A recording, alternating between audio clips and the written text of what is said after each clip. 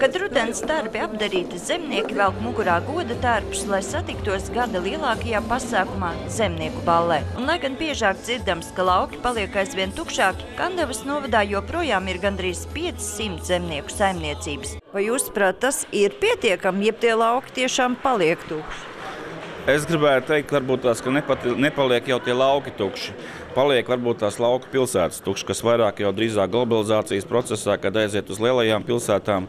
Bet tie laucinieki vai zemnieki, kas šeit ir strādā un kam patīk šis zemes darbs, viņi jau paliek. Un galvenais ir tās prieks, ka paliek ar vien lielākas saimniecības tās, kur mēs latviešu zemnieki paši mēģinam jau teikt, kooperēties un kaut kādā veidā šīs saimniecības attīstīt. Īpaši cuminātas tiek tās ģimenes, kuras nevien prot laukus un dārzus apsaimniekot, bet arī skaistu mūžu kopā nodzīvot. Man bija 22 gadi un sāk strādāt uz laukiem un visu laiku palikt tagad uz laukiem. Un bērni izaug, nekur nebrauc prom un visi uz laukiem paliek.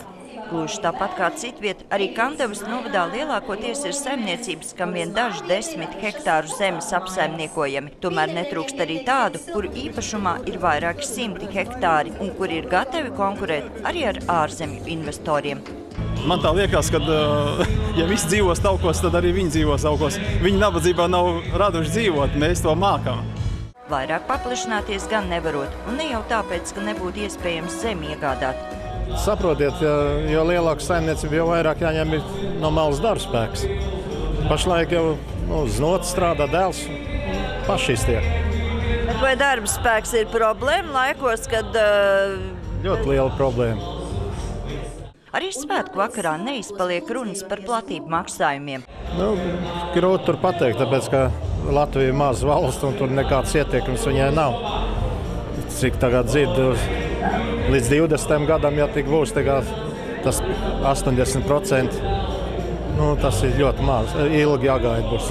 Vairums uzskata, ka arī latvieši ir pelnījuši tikpat lielu atbalstu kā citvieta Eiropā, bet daži saredz arī kādu bīstamu momentu. Ja paceltu hektāru maksājumus līdz tam līmenim, ko mēs gribam, iespējams, ka ārzemniekiem pat būtu lielāka iespēja nopirkt mūsu zemes, kas ir tirgu, nekā mums pašiem.